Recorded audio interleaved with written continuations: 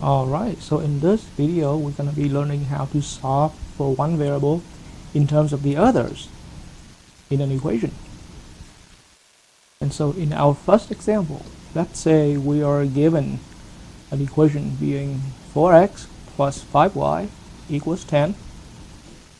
So what to understand before we actually solve for one variable in terms of the others is that this equation we currently have is having two unknowns.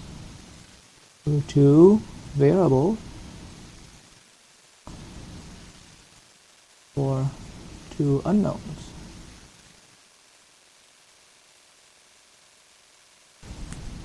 And those variables, those unknowns are namely x and y.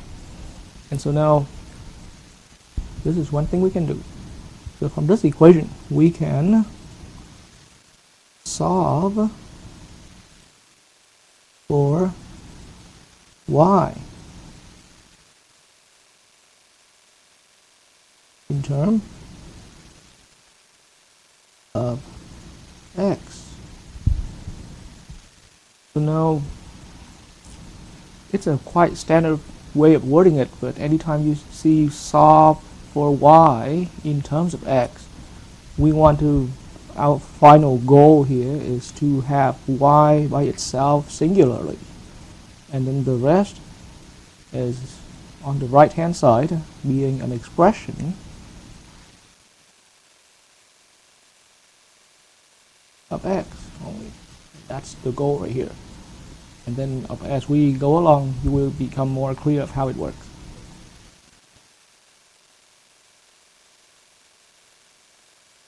And so here, solving for y in terms of x, our equation starts out being 4x plus 5y equals 10. And as the goal was indicating, we want y by itself, and so from this equation right here, since y is already on the left hand side of the equation, let's just keep it there. I am going to subtract 4x from both sides, and that consequently cancels out all the x terms on the left hand side and bring me down to 5y equals, the right hand side now becomes 10 minus 4x. So the next step would be dividing both sides by that coefficient in front of y, but dividing that coefficient through both sides of the equation. So here we're looking at divide by 5 and divide by 5 into two terms on the right hand side. So that consequently gives me y equals 10 minus 4x over 5. So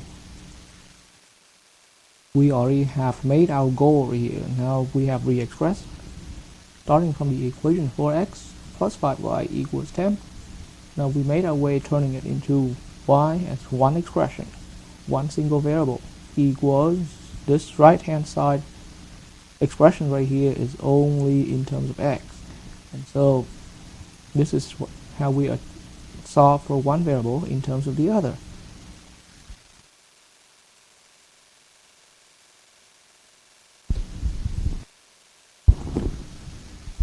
Alternatively, this form of your final answer, the right hand side especially, can be rewritten as, we can break it down, since there are two terms here in the numerator, we can break it down as 10 over 5 minus 4 over 5x. And further, this 10 over 5 is reduced down to 2, and the 4/5 here can no longer be reduced. So another way of writing this, that y can be written as minus 4/5 x plus 2. So this is another way of writing your right hand side expression. And the same equation, we also have our choice, because keep in mind that this equation has two variables, two unknowns, then we also have our choice of solving. So here I'm going to say the instruction of the problem says solve for x in terms of y. And so this instruction, the wording here is almost exactly the same as the earlier wording, except for we switched the role of x and y here. Earlier it was solving for y in terms of x. Here we are solving for x as the variable in terms of y. And so now I can quickly bring up a little note here again, but this phrase here, this wording here is indicating that we need to have x by itself. Doesn't matter on the left or on the right hand side. Traditionally we put it on the left hand side, but basically one variable, one singular variable equals an expression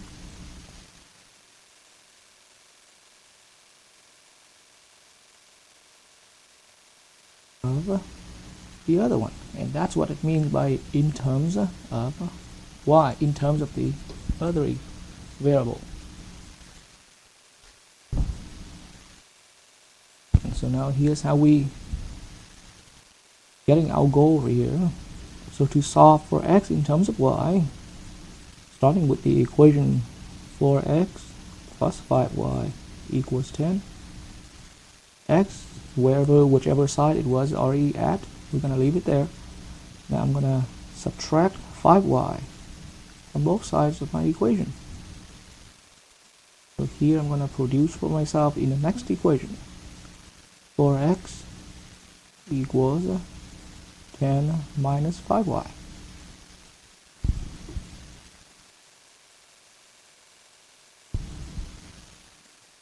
In the next step, I am now going to divide both sides by 4.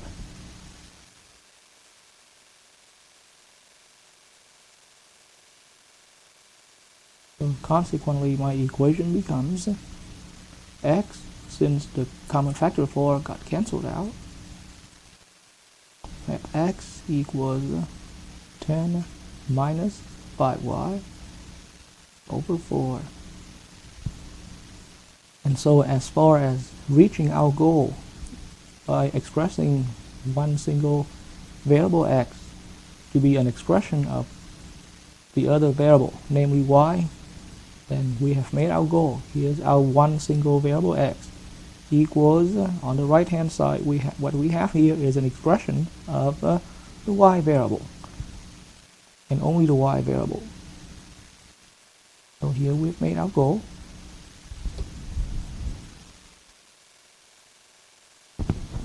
Once we have made our goal here, alternatively, this final equation right here can be re-expressed as x on the left hand side.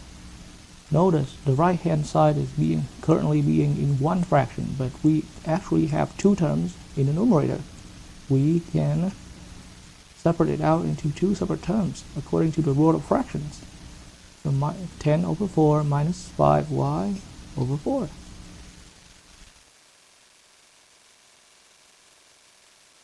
And now in the next step, all we do now is to simplify each term here. So what I ended up, x equals 10 reduces by 4, by 10 over 4 is reduced by 2, so that becomes 5 half minus 5 fourths is already quite reduced, so it becomes 5 fourths times y. So here is an alternative form of how you express one variable x in terms of the other variable, namely y. In another example, what we have here is an equation 4v minus 3w equals 24. And so what to note about this equation here is that the variables are no longer x and y as traditionally used, but here we're looking at v and w, or the variables.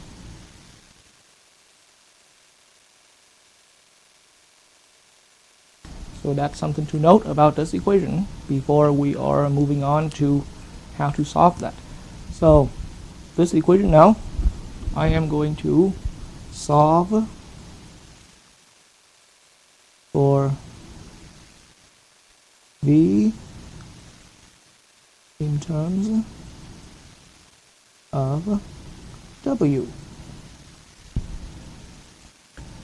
And so now, as soon as the instruction of the problem was written down, once again, this wording right here is now indicating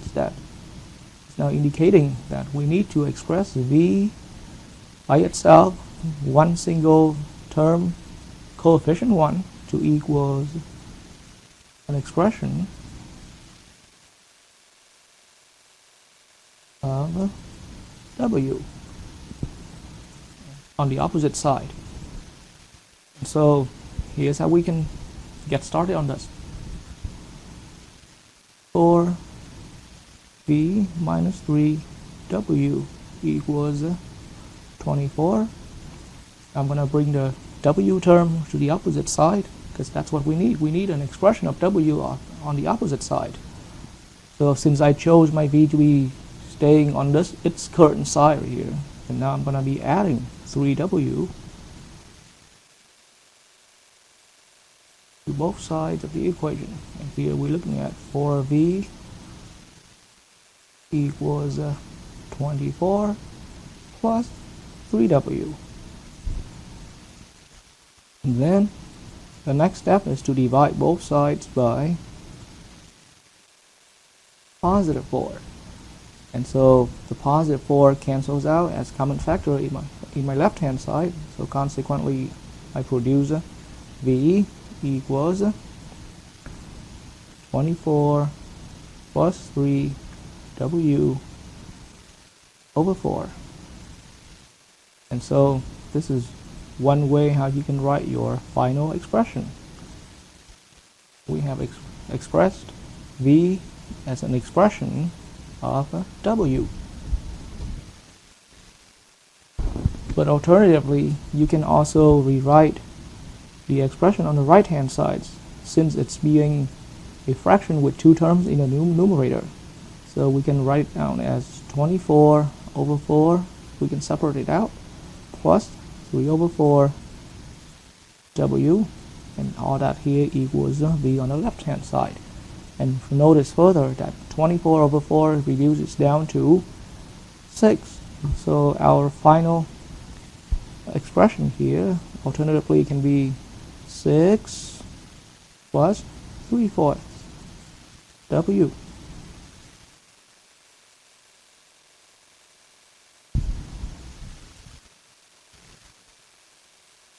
This same equation we can also solve for w in terms of v.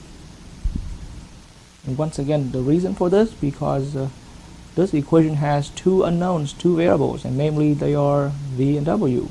And so if we can make a choice of solving for v in terms of w as in the earlier question, then here the same equation, but we can also solve for w in terms of the other. And so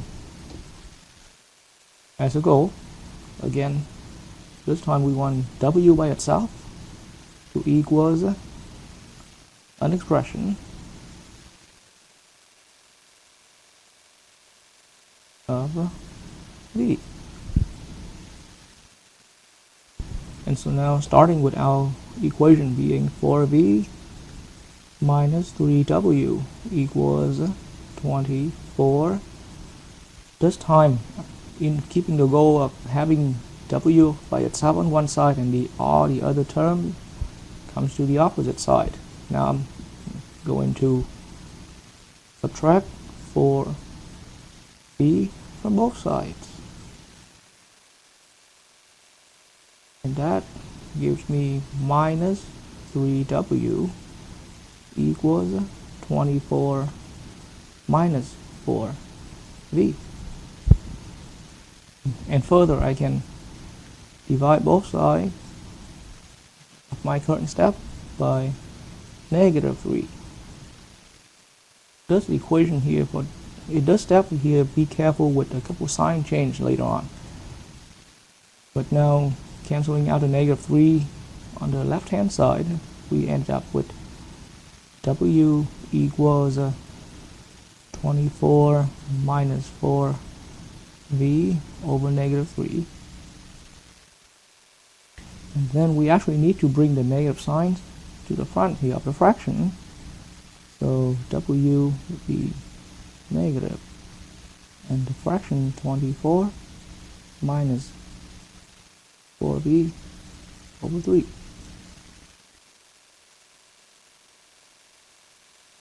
That is how we solve for W in terms of V.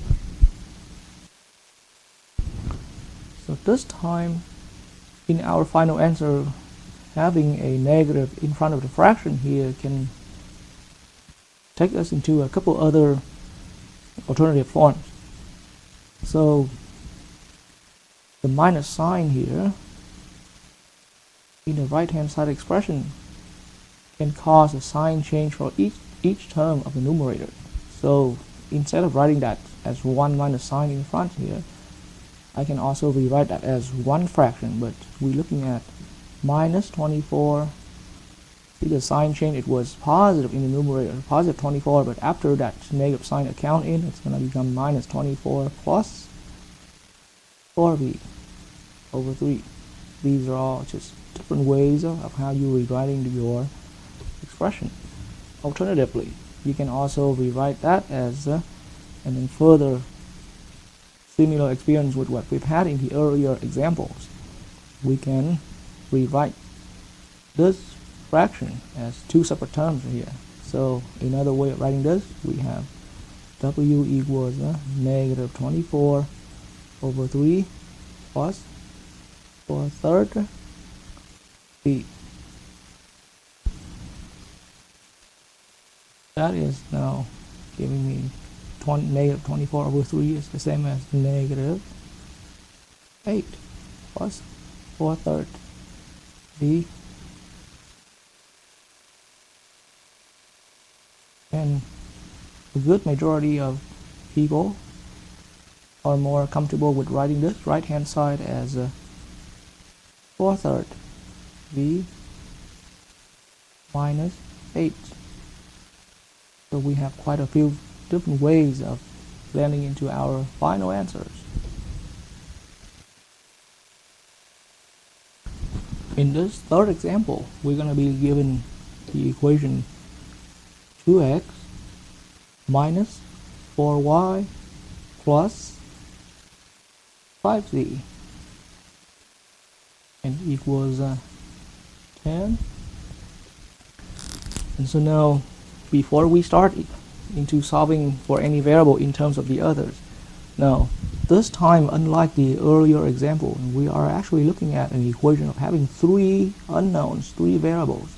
So we got the x, the y, and the z are the variables, and so there are three of them.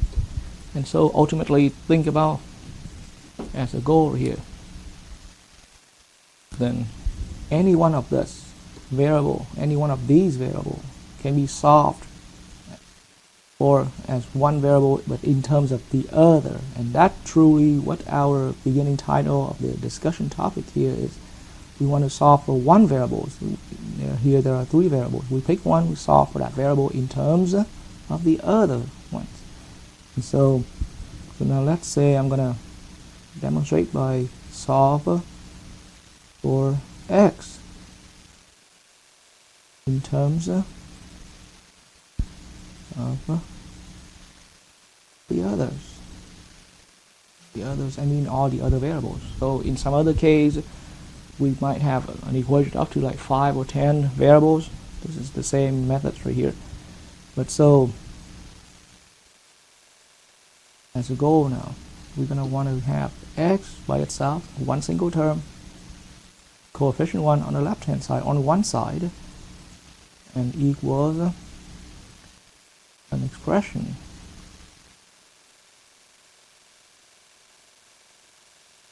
of y, and z on the opposite side.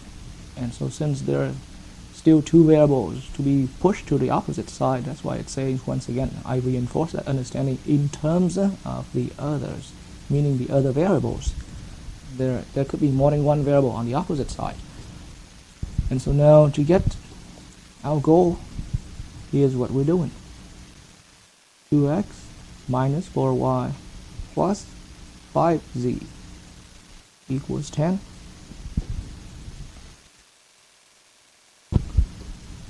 I am going to add 4y to both sides. Since the y term in the beginning was a negative term, so I'm going to add 4y to both sides. And as well as I am going to subtract 5z from both sides of the equation. We are allowed to do multiple steps like that as well. And so that now brings me down to having just simply a 2x. These terms are all cancelled out. So the left hand side becomes only 2x. The right hand side now becomes 10 plus 4y minus 5z.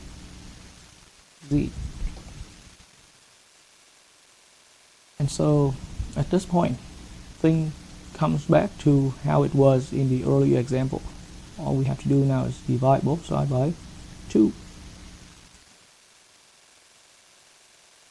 That gives me x equals 10 plus 4y minus 5z